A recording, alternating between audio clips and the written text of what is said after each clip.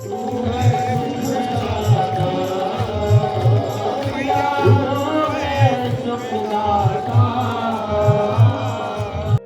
बोलता था कि हम बड़े हैं, बैराग बोलता था कि हम बड़े हैं, ज्ञान बोलता था कि हम बड़े हैं। वो तो आप देखे ही हैं कैसे होता है जी। एक बार आप अपने शब्दों में आप तो उसमें क्या बताएं, ये हम लोग नहीं करते हैं। ये तो झूठ बोले पखंड वाली, इसमें को कलयुग है, झूठ बोल दो स्वभाव है।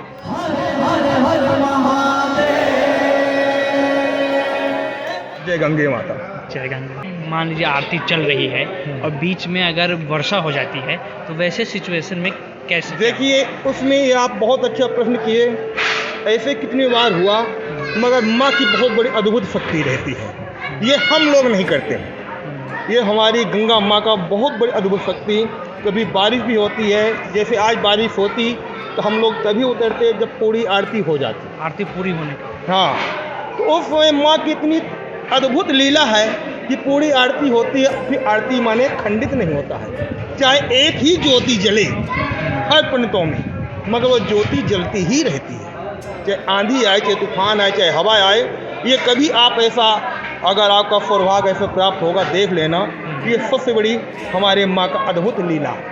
ये तो माँ करती है, हम लोग करते नहीं। इसको तो हम लोग भी नहीं समझ पाते ये कैसा होता है। देखो यहाँ कपड़ा एक ही चलता है, आपके सामने ही खड़ा हूँ, आप तो देख ही रहे हैं। सफ़ेद धोती है और रेड कलर के हमारा कमीज है, और उसके ऊपर पूरा रेड कलर ही रहेगा। चाहे टोपी भी लगाएंगे, सर्दी आ रहा है तो वो भी रेड कलर के रहेगा। हमारा मुंह भी देख रहे होंगे, रेड कलर के ही होगा।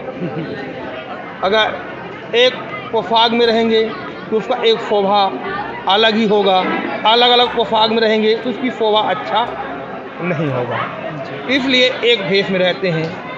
आप कहीं भी जाइए, किसी में जाइए तो भेष में थोड़ा होता ही है, भेष का बहुत बड़ा अंतर भी पड़ता है। इसलिए हमारा भेष एक ही रहता है सब ब्राह्मण। और अगर गर्मियों में अगर देखा जाए तो गर्मियों में कैसा पोशाक होता है? गर्मी में यही होता है, स्वयं यही होता है। अच्छा, पोशाक में कोई बदलाव नहीं, गर्मी हो न पोशाक में कोई बदलाव और न हमारे माँ भगवती साईं काल के आरती में कोई बदलाव नहीं। स्वयं यही आरती 12 महीना। 12 महीने। हाँ। कौन कौन सा वो टाइमिंग होता है जिसमें इसका टाइमिंग जैसे हमारे सूर्य नारायण भगवान छिपते हैं, सूर्य नारायण भगवान जैसे हमारे छिपते हैं, उसी समय ही हम लोगों का आरती का समय रहता है। 12 महीने 12 महीने जिस समय सूर्यास्त होता हाँ, तो उसी हिसाब से हमारा टाइम नीचे ऊपर होता है। सर्दियों में नीचे आ जाता है, गर्मियों में समय हमारा ऊपर चला जाता है। एक खास जगह होता है जहाँ पे आप चढ़ के आप बहुत अच्छा प्रश्न किए। खास जगह ये इसलिए है, इसका वर्णन करने में हमको 2 घंटा समय लगेगा, इसलिए मैं 2 मिनट में बोलूँगा। खास जगह इसलिए है, ये हमारा तपोभूम है, ऋषिकेश तपोभूम। इसका कितने वर्णन है। यहाँ त्रिवेणी संगम ही बोला जाता है। हमारे गंगा जी, जमुना जी, सरस्वती, तो 2 कुंड हमारे जमुना जी का और सरस्वती का था। अभी हमारे जमुना जी का कुंड, आप रघुनाथ मंदिर जाइए, वहाँ पर हमारे जमुना और सरस जी का, हमारे सरस्वती जी का कुंड था। तो आबादी बढ़ने के कारण उसको नीचे गोपनीय से उसको ढक दिया गया, और इन दोनों की धाराएं नीचे नीचे गंगा जी में प्रवाहित होकर संगम होता है, इसलिए इसको त्रिवेणी घाट बोलते हैं। एक कारण ये हुआ, माने प्रमाण। दूसरा प्रमाण हमारा धर्म और ज्ञान और बैराग। धर्म बोलता था कि हम बड़े हैं, बैराग बोलता था कि हम बड़े हैं, ज्ञान बोलता था कि हम बड़े हैं। माने जैसे हम तीनों हैं, तीनों में आपने वो होता था कि श्रेष्ठ मैं हूँ। तो ये त्रिवेणी घाट में हमारे देवर्षि नारद जी द्वारा हमारे सूत जी महाराज श्रीमद् भागवत का पदोभाव हुआ। जब हमारा यहाँ श्रीमद् भागवत हुआ, उस समय ज्ञान और वैराग और धर्म, ये तीनों आनंद मगन होकर एक साथ में नाच गए। जैसे हमारे आरती साईं काल में भजन होता है, बड़े बड़े श्रद्धालु आनंद में, उमंग में उनका हाथ पाँव अपने आप चलने लगता है, ऐसे ज्ञान वैराग धर्म का पाँव चलने लगा। तो उसी समय नारद जी ने पूछे कि यहाँ पर कौन बड़ा है। तो ज्ञान वैराग धर्म बोलते हैं कि एक ही बड़ा है, परमात्मा, एक ही बड़ा है परमात्मा। तो इसका वर्णन ये हुआ। फिर यहाँ पर हमारे ध्रुव जी ने तपस्या किए। हमारे ध्रुव जी ने यहाँ आप देख लीजिए, आप किसी महीने में बरसात भी में आओगे, यहाँ माँ के हमारे आवाज़ नहीं पाओगे। और आप ऊपर जाइए, आवाज़ बहुत तेज़ है, आगे भी जाइए आप आवाज़ पाओगे। यहाँ फम गम आवाज़ नहीं, माने इनका ध्वनि आपको सुनाई नहीं देगा। क्यों नहीं देगा? ध्रुव जी ने तपस्या कर रहे थे, आवाज़ बहुत तेज था, तो ध्रुव जी ने प्रणाम करके चल दिए। तो माँ ने प्रकट हुई, बोली बेटा क्यों चल दिए? तपस्वी पुरुष आए। बोले माँ आपका आवाज़ आ रहा है, हमारे तपस्या में विभिन्न बाधाएँ पड़ रहा है। तो माँ ने बोली कि मैं इस आधा किलोमीटर क्षेत्र में हमारा माने हम लोग आधा वो पहले मील बोलते थे, माने 1 मील में ये ध्वनि आवाज़ नहीं आएगा। तो ये है। और इसका एक प्रमाण ये भी है कि हमारे त्रेता युग में राम जी इधर से गुजरे, हमारे द्वापर युग में कृष्ण भगवान भी इसे अर्जुन को उपदेश भी दिए। तो इसको मैं बहुत नहीं मानता हूँ, बहुत खास हमको प्रूफ नहीं मिला है, मगर बोलने को बोलते हैं। और फिर कलयुग में हमारे सब ऋषि यहाँ तपस्या की, बद्री नारायण। अब कलयुग के वर्णन कर रहा हूँ। बद्री नारायण पहले 40-45 साल बाद यहाँ भी बर्फ़ पड़ जाती। तो हमारे ऊपर पहाड़ में जितने हमारे ऋषि संत महात्मा रहते थे, बर्फ़ पड़ता थी। यहाँ ऋषिकेश यहाँ उनका स्थाई, ये हमारा मुँह, गंगा जी का पदोभाव मुँह यहीं से हुआ है। हरिद्वार हमारा द्वार है, ये गंगा जी का मुँह देखो विस्तार यहीं से हुआ है। तो पूरे संत महात्मा ऋषिगण ने तप करने के लिए पहाड़ से नीचे आते थे, ये ऋषिकेश में, इसीलिए इसका ऋषिकेश भी नाम पड़ा, ऋषियों का नाम। यहाँ पर आप देख लीजिए, हरिद्वार जाइए, कहीं भी जाइए, आप इतनी आनंद नहीं पाएंगे। यहाँ आप सिर्फ 2 मिनट के लिए बैठ जाइए, सिर्फ 2 मिनट के लिए आप सब कुछ भूल जाएंगे। माने जब हमारे अंदर आनंद आ जाता है, उमंग आ जाता है, तो पूरे संसार का समृद्धि हमको प्राप्त हो जाती है। और जगह जाएंगे आप ये नहीं पाएंगे आनंद, अद्भुत आनंद है यहाँ का। आरती का जो प्रोसेस होता है वो कैसे होता है संक्षेप में आखिरी से? वो तो आप देखे ही हैं कैसे होता है जी, एक बार आप अपने शब्दों में। आप तो उसमें क्या बताएं, हम लोग गंगा जी का प्रणाम करते हैं जी। ये माँ जो अगर कोई टूटी फूटी होगी क्षमा करना, और आप ही शक्ति देना, ये आप ही आरती कर रहे हैं, हम लोगों का एक आप मध्यम बनाए। उस समय हम लोग कुछ नहीं जानते हैं, कितनी समय 15 मिनट आरती होती है, उसमें हम लोगों को कोई पता नहीं होता कैसे आरती करता हूँ, क्या करता हूँ क्या।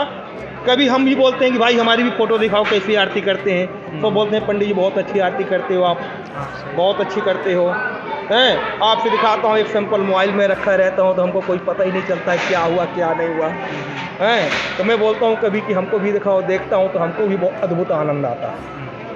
अब आज भी तस्वीरें आपकी बहुत अच्छी है। हाँ, अद्भुत आनंद आता है।